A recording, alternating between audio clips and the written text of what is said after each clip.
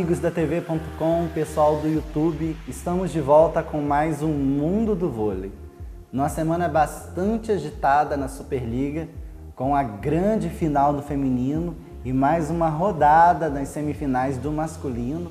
A gente tem bastante assunto para tratar e ainda temos um mercado em ebulição no feminino. Então a gente tem muita coisa para falar. E no finalzinho do programa a gente tem uma surpresa para vocês também.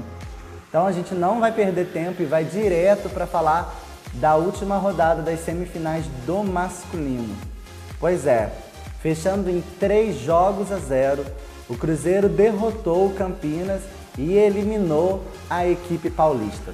O jogo terminou em 3-0 com parciais de 25-12, 25-18 e indisputado 26-24.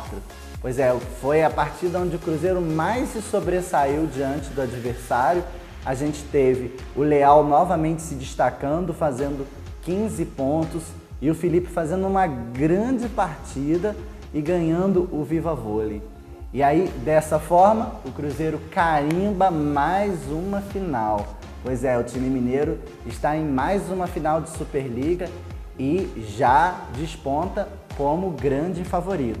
E agora espera ali de camarote o resultado na definição entre SESI e o time do Funvic Taubaté. E olha que o último jogo dessa terceira rodada entre essas duas equipes pegou fogo. Quem esperava que o Taubaté também fosse fechar a série em 3 jogos, acabou se enganando. Pois é, tivemos um jogaço onde o SESI acabou vencendo por 3-2, com parciais de 35-37. Esse set foi enlouquecedor, gente. Eu estava assistindo em casa e quem pôde assistir também viu que foi extremamente disputado e terminando aí a favor do SESI em 35-17. O segundo set 25-21, 25-19 e aí veio a virada do SESI. Depois de Taubaté ter feito 2-1, ter colocado um pé na final, o SESI se desdobrou e conseguiu virar o jogo com parciais de 21-25 e 10-15. O Theo deu um show em quadra, fez nada menos do que 31 pontos e, claro, levou o Viva Vôlei para casa. E diante desse resultado, a gente pode ter ainda mais 1 ou 2 jogos, dependendo do resultado, é claro, para definir quem vai ser o próximo finalista e que vai enfrentar o poderoso Sada Cruzeiro na grande final. Pois é, depois desses 2 grandes jogos, quer dizer, o jogo entre o Sada e o Campinas nem foi um grande jogo assim, mas realmente Taubaté e SESI pegou fogo, foi um jogaço. No último domingo, a gente teve a super final, tradicionalíssima final da Superliga Feminina entre o Vôlei Nestlé Osasco e o Rexona Sesc Rio de Janeiro. Pois é, para muitos o Rio era amplo favorito e muita gente acreditava que seria até um 3-0. As pessoas todas do mundo do voleibol diziam que a final realmente da Superliga foi entre Rio e Minas, né? Aquela série de semifinal eletrizante e ali praticamente foi uma final antecipada. O Osasco esse ano não fez um grande investimento e por uma sorte, por decorrências do próprio campeonato, acabou chegando à final. Sem, claro, tirar os méritos do time, mas não era cotado para estar ali esse ano. A gente tinha o Praia, que estava muito bem, e o próprio Minas. Então, mas chegou. Chegou e Rio Osasco sempre é um grande clássico e tudo pode acontecer. Então, quem esperava 3-0 se decepcionou. Eu estive no ginásio, né? Foi uma festa belíssima. A equipe de Osasco fez muito barulho, a do Rio de Janeiro deu um show e foi uma festa sensacional, digna realmente de uma final de Superliga. E para coroar o campeonato, a gente teve 5 sets disputados. Alternadamente, cada equipe foi vencendo um set, até que no 5º set, o Rio de Janeiro convenceu a todos de seu favoritismo e fechou o jogo em 15-6. Esse foi o set mais fácil do jogo. O Osasco sentiu depois de ter vindo de um quarto set muito forte, onde ganhou até com uma certa facilidade. Quando todos esperavam que o time poderia realmente beliscar esse título, não foi o que a gente viu em quadro. O time sentiu, não jogou bem. A gente viu ali uma Tandara muito marcada durante todo o jogo.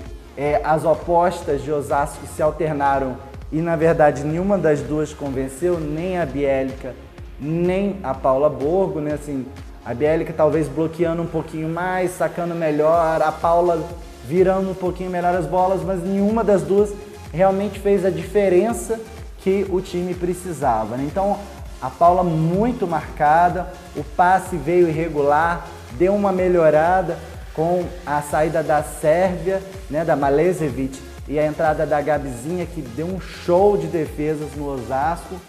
Mas eu acho ali que no quinto set, principalmente, faltou um pouco de cabeça para Dani Lins. A distribuição dela não foi boa, sobrecarregou demais a Tandara e as pontas de uma maneira geral. O meio foi praticamente esquecido e facilitou muito o trabalho do Rio de Janeiro, né? Mais um título para o Rio, mas quem deu show, como eu falei, a Tandara fez 22 pontos e o Viva Vôlei foi da Drusila. Aliás, Drusila é um nome a ser lembrado nesse campeonato. A menina que era reserva, tem apenas 20 anos e botou a holandesa Ana no banco já na semifinal e deu outra cara para o time. Deu mais firmeza no passe, mostrou muita coragem nos ataques e deu mais volume de jogo para o time, né? Ela ganhou merecidamente o Viva Vôlei, apesar de que no tie-break, principalmente, a Jussiele deu um show, fazendo 6 pontos praticamente de cara no início do set, mas realmente a Drusila foi o nome das finais e coroou toda essa temporada do Rio de Janeiro, né? Então, a gente queria deixar aqui os parabéns para a equipe carioca, né, que chega a mais um título da competição. E parabéns também para o Lisomar e para a equipe de Osasco, que ninguém esperava que chegasse à final e fizeram um bom trabalho. Bom, depois de falar desse jogaço, a gente vai falar de uma grande craque agora no nosso Personalidades do Vôlei.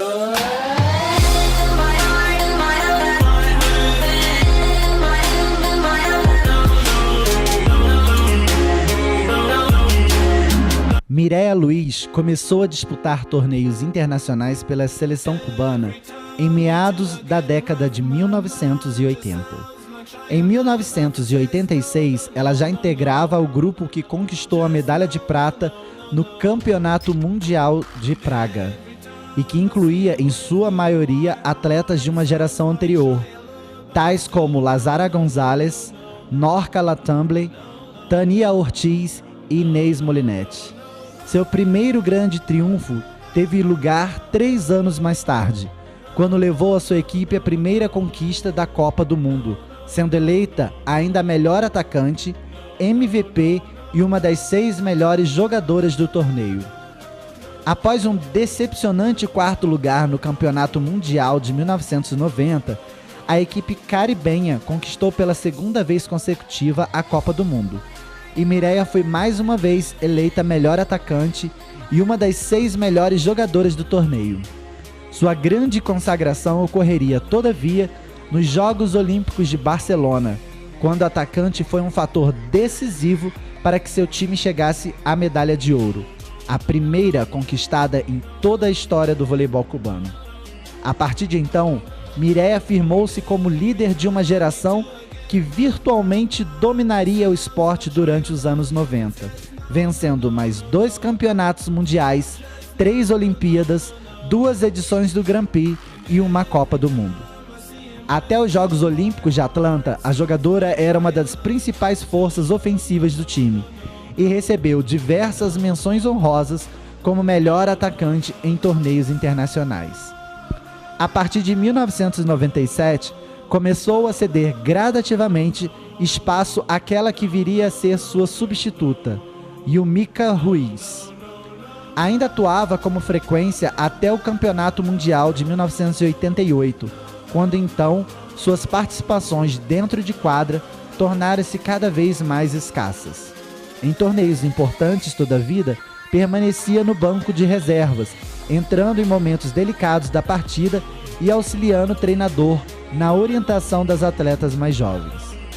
Após os Jogos Olímpicos de Sydney, quando conquistou sua terceira medalha de ouro e era considerada a maior jogadora do vôlei da história, Mireia aposentou-se em definitivo como jogadora da seleção cubana.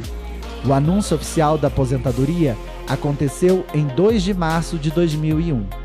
Mais do que qualquer outra integrante de sua geração, Mireia é usualmente considerada um símbolo de força e da potência que passaram a caracterizar o estilo de jogo da seleção cubana a partir dos anos 90.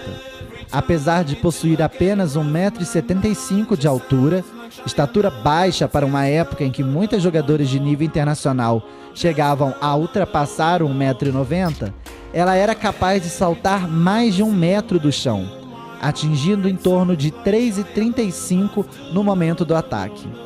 Aliada à grande versatilidade e a um vasto repertório de técnicas individuais, esta característica permitia à atleta fazer frente ao bloqueio da Rússia e à disciplina tática de equipes tais como o Brasil, 2 dos principais rivais que teve que superar ao longo de sua carreira. Mireia é usualmente classificada como ponteira, embora esta posição não tenha sentido preciso na seleção cubana, que ao contrário de todas as outras equipes que atuam no cenário internacional, ainda utiliza o esquema tático denominado 4-2, com 2 levantadoras ao invés de apenas uma. Durante os seus anos de atividade, Mireia também ficou conhecida pela agressividade com que a equipe caribenha se portava com relação aos seus adversários, o que, na opinião de muitos, poderia ser classificado como falta de respeito ou mesmo de espírito desportivo. Durante os anos 90, o time de voleibol feminino de Cuba tornou-se célebre por debochar de seus oponentes, dissimulando gestos ofensivos em quadra, gritando gracejos na rede ou menosprezando as habilidades de outras jogadoras. Como líder do grupo, Mireia era frequentemente apontada como responsável pelo comportamento de suas colegas. E não faltaram insinuações de que esta atitude poderia ser mesmo institucionalmente incentivada, com possíveis implicações políticas ligadas ao isolamento do regime comunista de Fidel Castro. Em entrevistas, a atacante sempre negou tais afirmações, minimizando a questão e atribuindo a intensidade dos conflitos à latinidade das jogadoras. Em mais de uma ocasião, todavia, a competitividade natural que caracteriza as disputas esportivas transformou-se em agressão física e briga generalizada, como, por exemplo, na semifinal das Olimpíadas de Atlanta, quando câmeras registraram para todo mundo o festival de gritos, socos e pontapés que se seguiu à derrota do Brasil. Como resultado deste incidente, as cubanas foram vaiadas pelo público americano ao subirem no pódio durante a cerimônia de entrega das medalhas, e a Federação Internacional viu-se forçada a alterar as regras para estabelecer punições mais pesadas para o comportamento antidesportivo.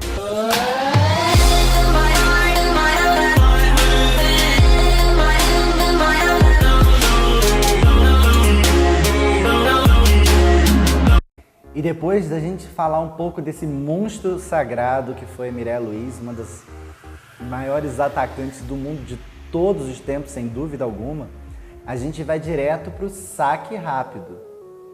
Pois é, galera, e no saque rápido a gente vai falar da final feminina da Champions League, né, que é o campeonato europeu de clubes.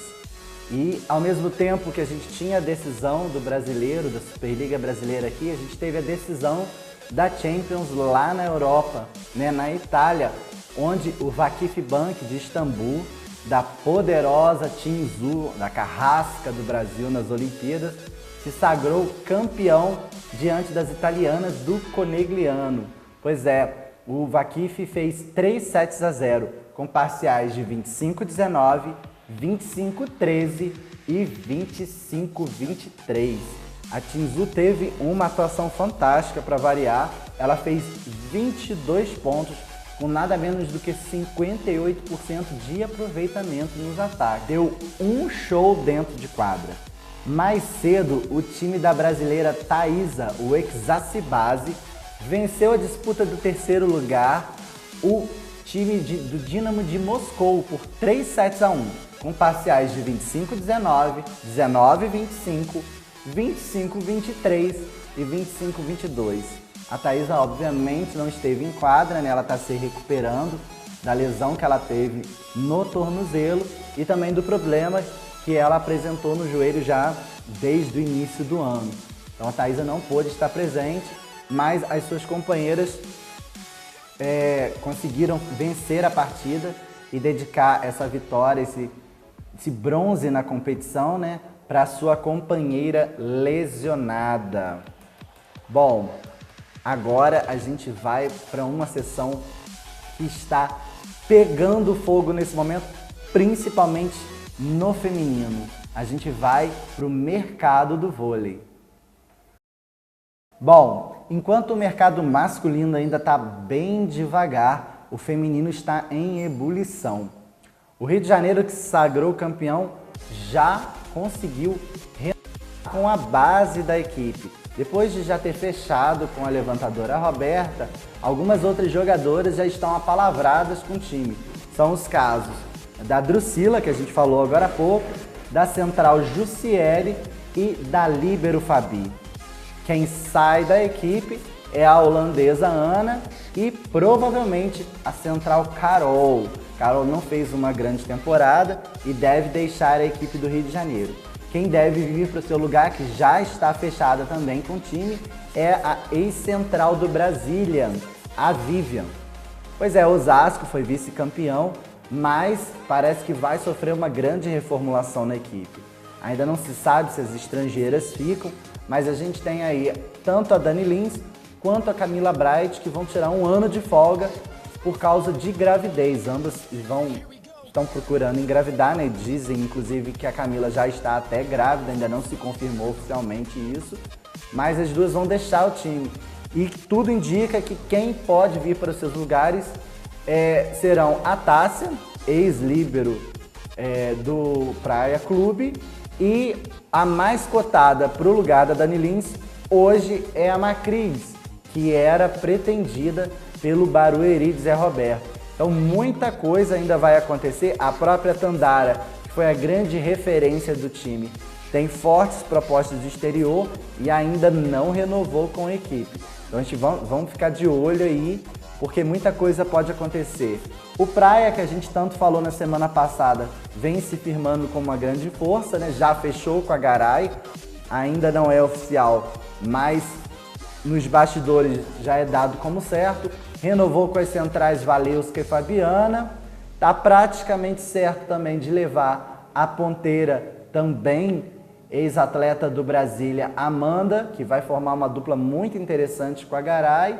Já fechou com a Suelen líbero e parece que também com a Ananda, ex-levantadora do Pinheiros. Um timaço aí muito bem montado, faltando definir a oposta, que pode ser realmente a Destiny Hooker. E esse time comandado pelo grande Paulo Coco, ex-técnico do Minas, né, auxiliar do Zé Roberto Guimarães na seleção, e com certeza vai fazer um grande trabalho na equipe. Falando do Minas, o Minas já renovou com Pridaroite, com a central Mara, Rosa Maria, Leia e Carol Tormena. Mas parece que Nayane, que já estava praticamente certa, pode deixar a equipe e ir para Barueri. Aliás, quem já foi para o Barueri foi a central do Minas, a Fran. A Fran, que sempre entrou durante essa temporada para executar principalmente o fundamento de saque, parece que já fechou com o time do Zé Roberto Guimarães. Agora, uma das grandes sensações dessa temporada, a ponteira oposta Edinara, revelada aí pelo São Caetano, está sendo bastante disputada no mercado.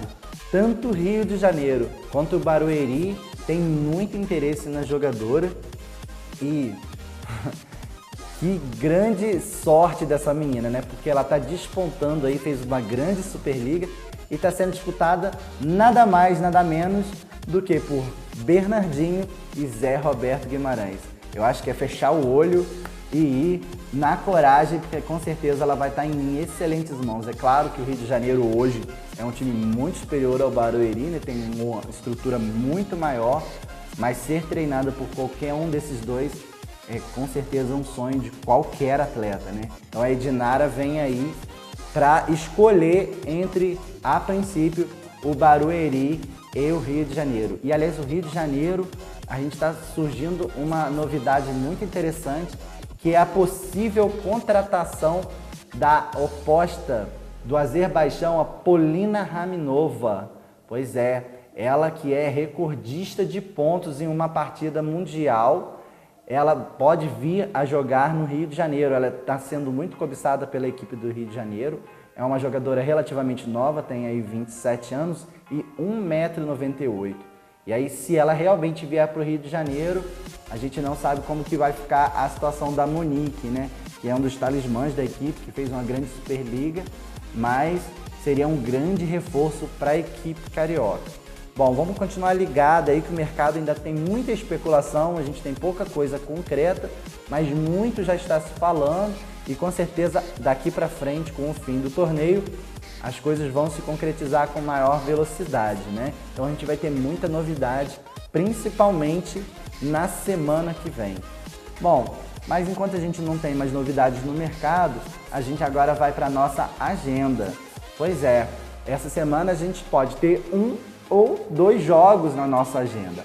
Anote aí que no próximo dia 27, às 19h30, ao vivo na Sport TV, a gente tem mais um jogo entre o SESI e o Taubaté, dessa vez na casa do SESI. E o SESI vai lutar aí para empatar a série, fazer 2-2 e forçar o 5º jogo.